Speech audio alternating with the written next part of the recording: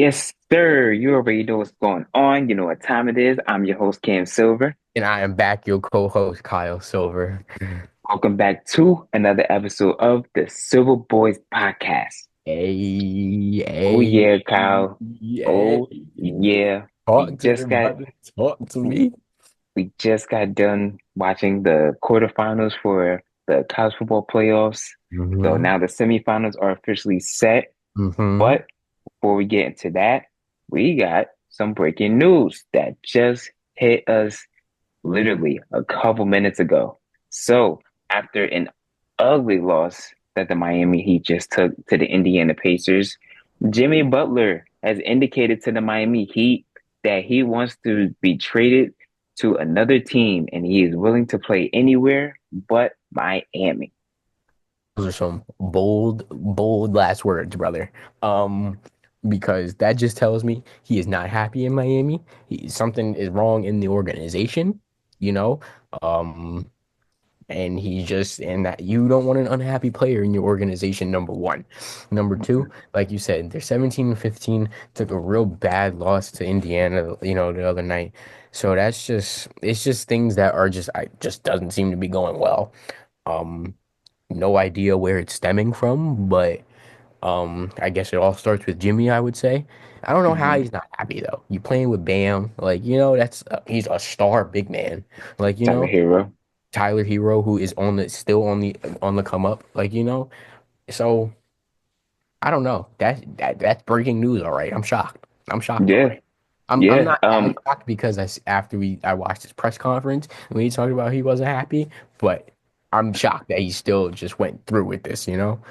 Yeah, especially after like the trade rumors have been swirling around for a minute. Hmm. Jimmy Butler's agent had called Shams, a liar and all this other stuff when Shams had broke that news, just a Hmm. few weeks ago that, the trade rumors started to heat up, but looks like everything is true. And I'm not surprised, but it's like really, Hmm.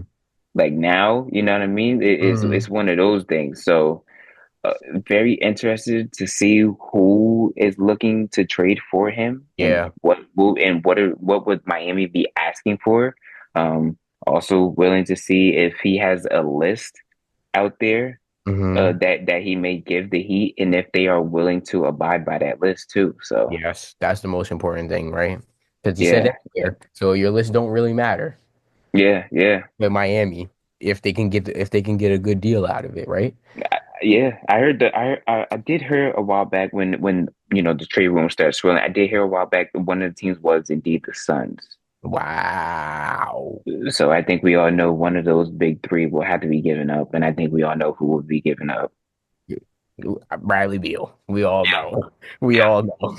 We yep. all There we know. go. Bradacious is what I call him. Yeah, Hey, Bradacious, yo. Bradacious. braggadocious, baby.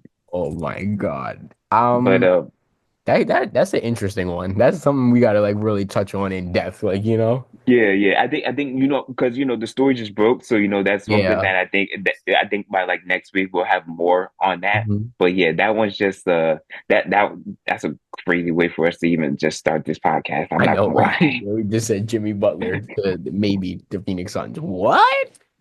For Bradley Beal. Oh, What? I guess that Bradley Beal tenure ain't work out too hot. Yo, yeah, I got him on my fantasy team, dude. He's like in and out of that lineup so much, bro. So much, and Yeah, it's like it's frustrating. You could see like it's probably like frustrating for the rest of the team, and Chris. obviously it just hasn't worked out for them. So maybe Hmm. you get Jimmy in there.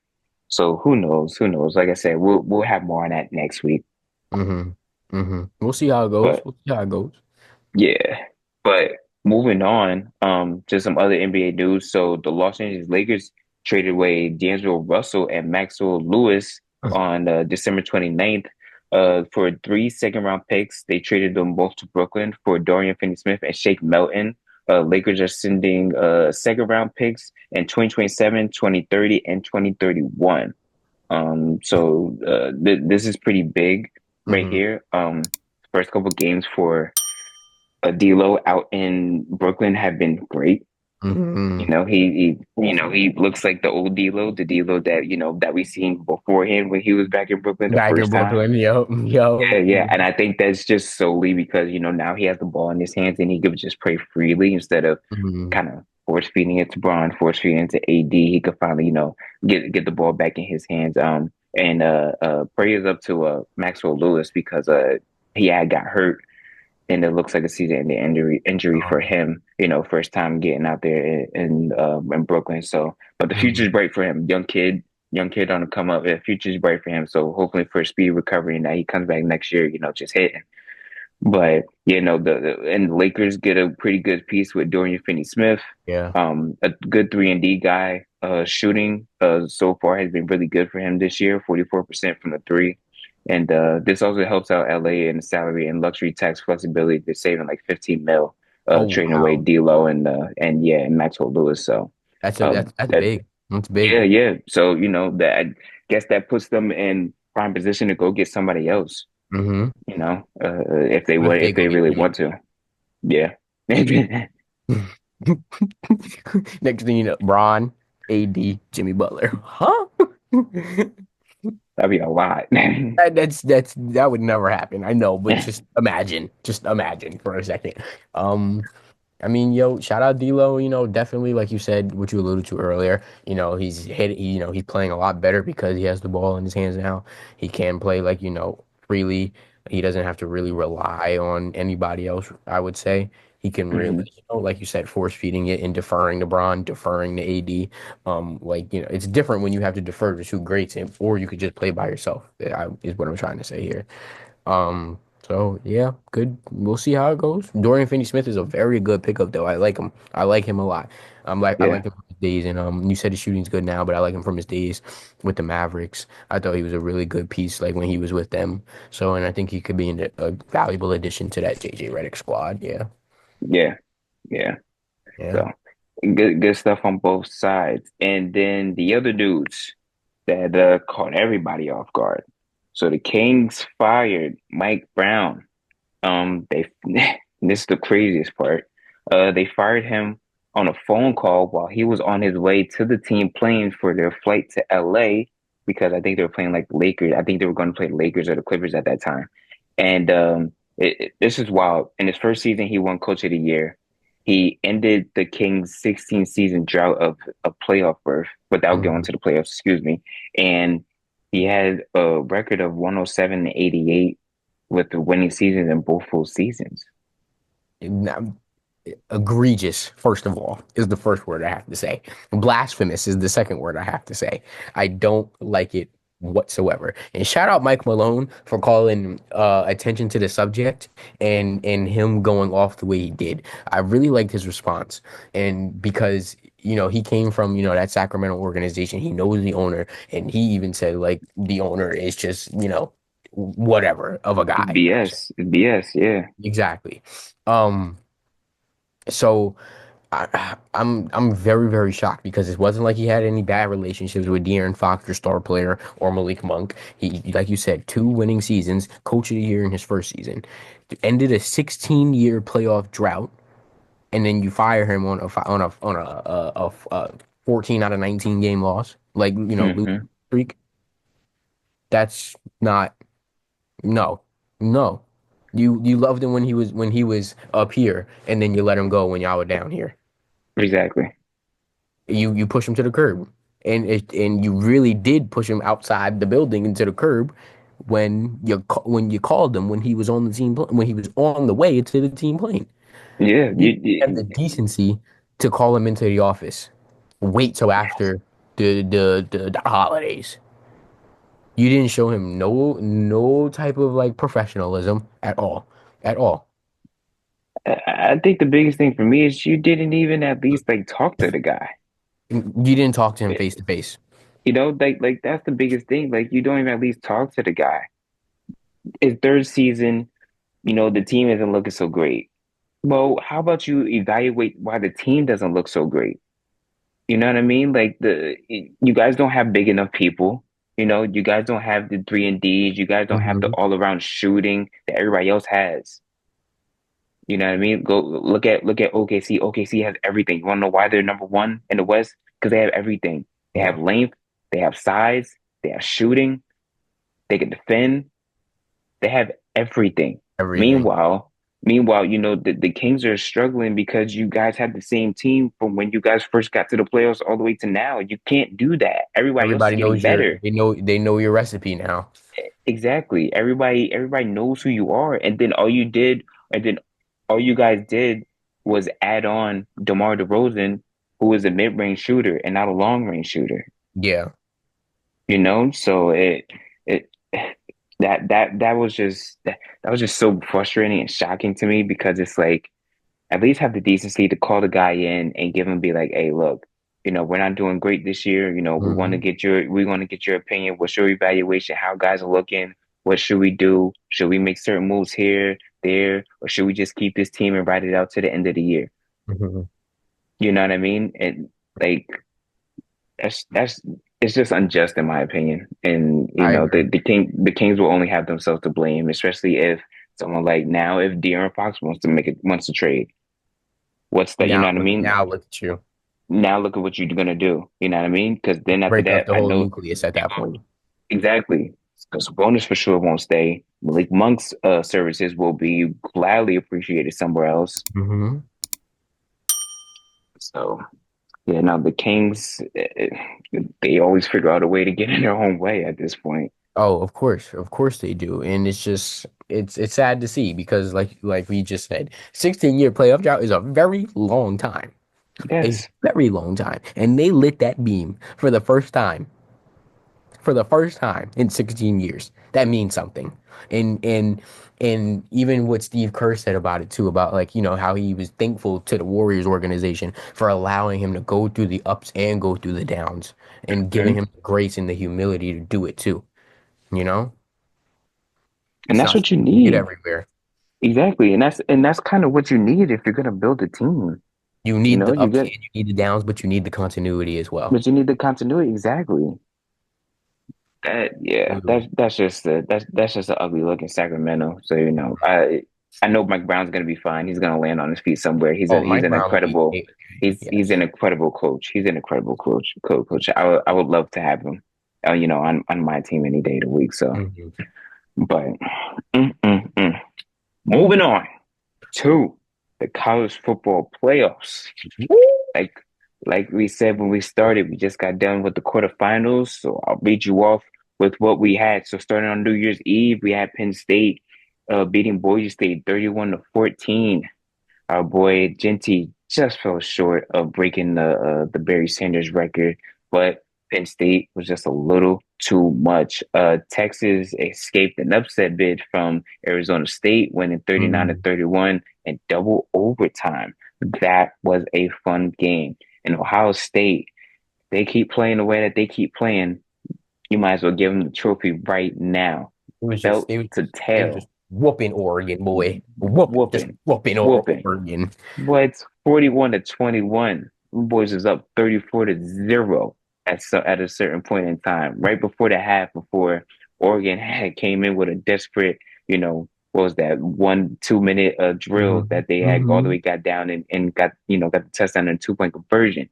Then we ended off with Notre Dame beating Georgia 23 to 10. That was a pretty good game as well. A good defensive battle. Don't get many of those too much now. Not anymore. Not anymore. That was a great defensive battle. Notre Dame's Great, defensive line is just tanks at this point, my boy. Tanks. amazing. But let's start off with Penn State. So Penn State beats Boise State. Hmm. They looked real good. They looked real good, and I understand obviously yes it's Boise State and all that good stuff, but they looked real good. They made Ashton Jeanty work for every single yard. Hmm. Not one yard was easy. Hmm. I think his longest run was 20 yards, and I think that was on like a 3rd and 20 when they didn't expect Yeah. Boise State to run. Hmm. But other than that, there was literally 2 to 3 guys in Ashton Jeanty's face as soon as he got the ball.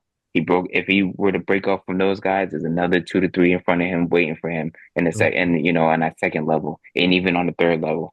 So th- they had the perfect game plan, stop Genty, make Madsen, pass the ball, and look at where it got them. It got them a good amount of chances to do their thing, and then Joe Allard did his thing. He was 13 for 25, 171 yards with 3 touchdowns. Katron Allen, 17 carries for 134 yards. Seven Jeez, on 17 carries though, less than 20. jeez, That's nasty. that's crazy. That's nasty. That's nasty. But then again, we weren't talking about Boise State's defense. We were talking about their running We're talking back. about, yeah, yeah. You That's know? literally all we talked about.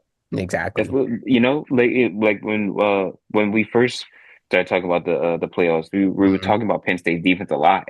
Yeah. Like Penn that was State that was probably one. has the best defense right now in left in the college football playoff, I believe. Okay, I guess I might give it to Notre Dame, low key. I did, and we gonna see, and we gonna see. Yeah, yeah, we are, we are. Yeah. Moving on to Texas upsetting, not upsetting, but escaping the upset of Arizona State. Hmm. Man, I thought this game was over. Like with like what was that, 10 minutes left to go It in should the have in been the fourth over. quarter. Yeah, yeah. They were up what, 24-8. Yep. Texas was. Yeah, like you said, it should have been over, but then couple mistakes by Texas at the end of that fourth quarter had Hmm. Arizona State moving along. Cam Scatterbull. Yeah, He he was one of them talking like he ones. was the He he was one of them talking like ones. he was talking like he was one of those guys, and he proved that he was definitely Hmm. one of them guys. You feel me? 30 carries, 143 yards, 2 touchdowns on the ground, 8 receptions for 99 yards in the air, and he threw a touchdown for 42 yards. 1 for 1, 42 yards, and a touchdown. Tell me that boy wasn't just putting the team on his back, putting What? the whole team on his back, boy. What, man? I know he was exhausted after that. That's They they what's it called? Oh my goodness, the chairman for the Peach Bowl. He was like, in like the mhm. 40 plus years that we've been doing this, we've never done this before. They gave the MVP to the losing team, the Facts. Scatterboo. That's He deserved crazy. it though. He really did because if Yeah. if Arizona State were to win, it would have been because of Scottaboo. Oh yeah, And easily. everybody obviously would have knew that, but it's just the fact that he would have went in there and beat Texas by himself, Yeah. and he almost did. Yeah. Took them to double overtime when it shouldn't even been that close. Shouldn't even have been that close to even begin with. Texas, Mm-mm. forcing things too much on the offensive side of the ball. They're just they're shaky. They're just shaky, bro. I Yeah. don't trust them sometimes. That's my worry with them when they're gonna have to face Ohio State coming up. Yep. Their play calling is very worrying to me. Like the Quinn when Quinn Ewers had thrown an interception, why are we throwing the ball at this given time? Why not run Mm, the clock, bleed the clock out? That's something that you have to look at Sarkisian, you have to look at the offensive coordinator at, because hmm. there's no reason to put your team in harm's way like that and then make the game closer. And then plus your field goal kicker was not on. He missed 2 field goal kicks to literally that more than likely would have won you the game. Exactly. Exactly. And that's just it seems like on all three phases of the game, I would not have been happy as a head coach. No, no. I would have been happy that we escaped, obviously, and that we I would have been won, happy we but escaped, but I would have been like, no, like, and then we need to be better, obviously. exactly. And then I'm pretty sure on their way back to their hotel or whatever, they were looking at Ohio State like, we don't get it together, we're cooked. Because what Ohio State had did to Oregon was just insanity. In the first half to go up 34-0. In the first half, Will Howard threw for 11 for 18, 269 yards, and 3 touchdowns. Jeremiah Smith himself had 5 receptions, 161 yards, and 2 touchdowns. In the first And half. yes, in the first half, That's and then nasty. Emeka himself, 4 receptions, 68 yards, and a touchdown. They were putting up what teams put up as a whole in the whole game in the Sometimes first barely even half. that. Exactly. And they did it in the first half against the number one team in the nation, Oregon. And the only undefeated team in the nation too. they held Oregon to minus 23 rushing yards as a team. Like that's embarrassing, dude. That's embarrassing as Oregon. They, it's just so rare to see a team become literally one dimensional. They like you said earlier before we started the podcast, it looked like there was just a bunch of guys that got dropped into the Rose Bowl and was just like, go play, Go play exactly. go have fun. That's it. Then that's unacceptable. The number one team in the nation, 13-0. You go out Horrible. like that. You go out like that. Nah, man. Nah, man. That's not right. Mm-mm. That's not right what Mm-mm. Ohio State did to them boys, man. That's not right. That's not right. Two It games was, in a row, they've been smacking teams around, and they face Texas next Friday. mm, And if they could at the do the Cotton Bowl, same. They could do the if same thing, yo. we just what we just talked about with Texas play calling and their random aggressiveness that doesn't need to be aggressive. Hmm. If they do that against Ohio State and it backfires, they are in deep. I mean, deep trouble because Ohio State is clicking right now. Yes, they're firing on all cylinders right now. Yes, yes. And then Notre Dame beats Georgia 23-10. That was a pretty good game, a real good defensive game. Notre Dame just took care of business. The defense took care of business for the most Hmm. part. Hmm. Didn't let Georgia get many explosive plays, just a couple. And Hmm. then the special teams played a big role. That kickoff in the kickoff the second half, Yep. running it back for that touchdown. Hmm. That kind of right there put the game out of reach a little bit. I But think it did. Yeah. Georgia fought. Georgia still they still fought and they still did their thing. It's just tough when you have basically a first first time starting as a quarterback Hmm. coming in for Carson Beck, and then wide receivers were not able to get separation from any of the DBs that Notre Dame had. Notre Dame's But defensive line was able to get even when through. they did that on that one play, he Yeah, dropped the dropping the ball. ball, dropping the My boy ball. dropped the ball. Then Georgia had the most. That would have lit a fire under them, and that could have been the deciding factor in the swing. Also, though, Yeah, yeah. Can't stop that ball.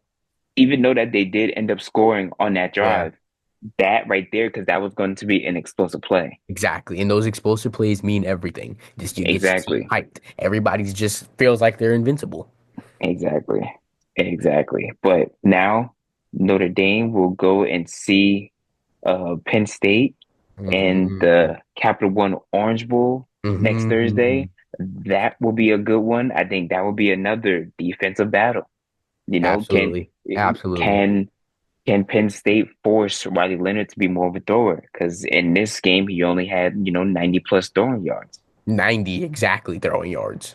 There you go. Will they turn him into a thrower? Penn State looks to be clicking on all cylinders for the most part on the offensive end. Drew Allard looks good. Both their running Hmm. backs look good. Hmm. They Tyler Warren, who their leading receiver is as their tight end, 6 receptions, 63 yards, and 2 touchdowns against Boise State. He looks good. He had over Hmm. 1,000 yards this season. So that one's gonna be a tough one. And that one will be a tough one. Most definitely. It's going to be tough for Notre Dame to get out of there.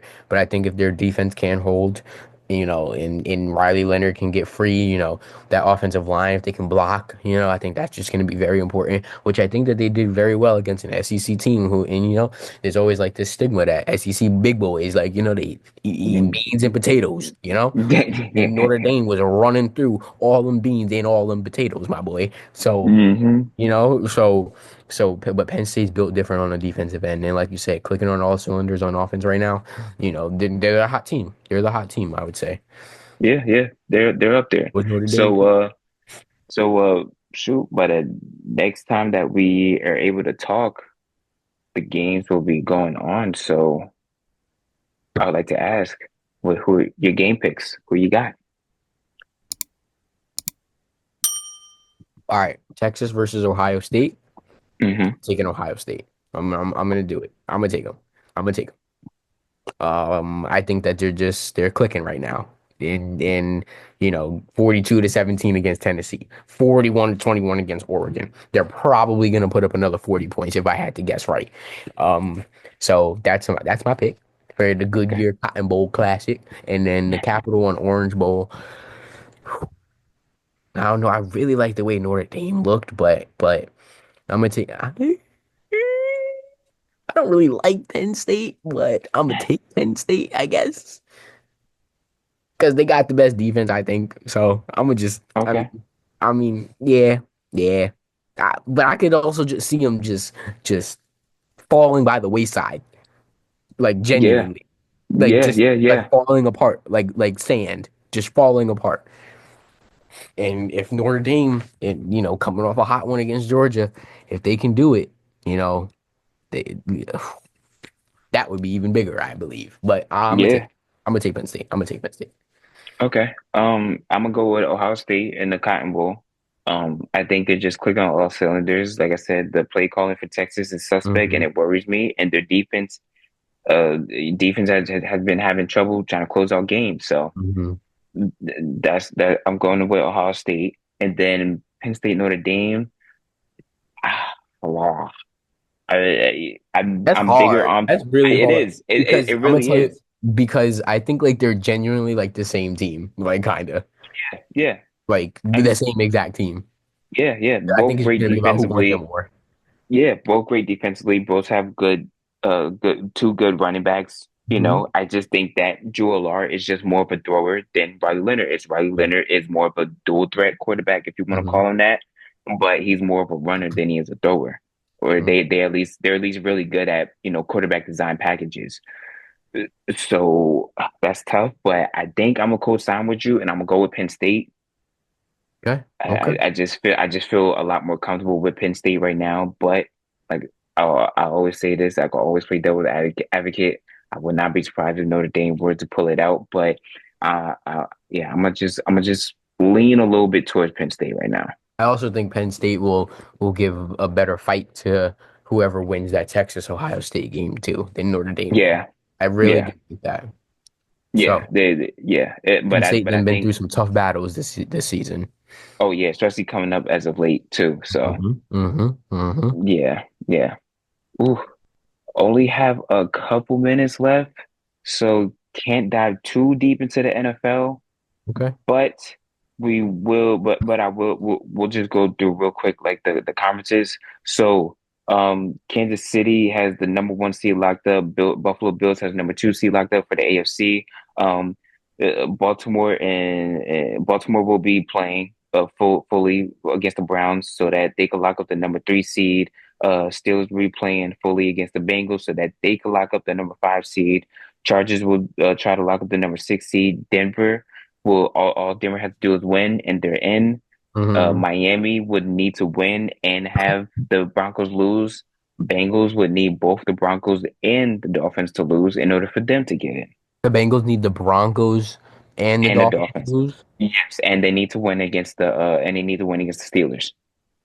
Nah, the Dolphins gonna beat the Jets. I'm sorry. They gonna beat them. Nah, Well, I have the Broncos beating the Chiefs because the Chiefs ain't playing nobody. exactly. So there you go. There you You go. know what I mean? So I think one way or another, I don't really see the Bengals getting in, but if they do, look out. That would be dangerous. That'd be very dangerous. Hmm. Hmm. Going to the NFC, it is a fight Yes. for that number one seed. Detroit and Detroit versus Minnesota. Whoever wins gets the number one seed. Whoever loses falls to that fifth seed and it's on the road. That is scary.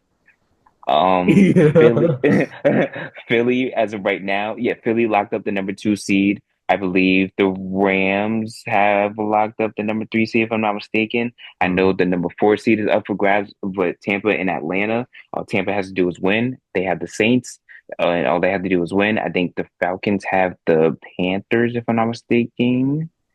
And yes, the Panthers, Mhm. they would have to hope for Tampa Bay to lose. But other than that, the Commanders are in, and so are the Packers. Look out. Those are two dangerous Yeah. teams too. Yes. The whole NFC is going to Yeah. be a dogfight, and the Yeah. AFC. NFC dogfight right now. The NFC is fully a dogfight from one through seven. The AFC, you can make a you as long as guys are on. I say the only teams I wouldn't worry about are the Texans because they've been falling to the wayside. Denver has a rookie quarterback, so we'll see how that looks, and we'll see how the Chargers look as well. And plus, the Mhm. Steelers haven't been looking great down the stretch, but who knows? The playoffs is a different. Playoffs is different. As long as you get the matchup that you want, you can probably get out of there. You probably get out and see what you can do in the divisional round. But Oh yeah. Oh yeah. whew, Good job. oh Good yeah, job. Way to explain that to me. I appreciate that. yes Yeah, sir. we gonna see, man. We gonna see. I can't wait for playoff football, bro. That's gonna Yeah, be yeah, big, man. yeah. It's the last, like we're in the last week of the regular season, so Sir, you we know, made it. We made it. yes, yes. But we officially made it to the end of our episode. Lord. So I am your host Cam Silver, Thank you guys. I'm your co-host Kyle Silver. and you already know what time it is. It is the Silver Boys. Thank you. Thank you.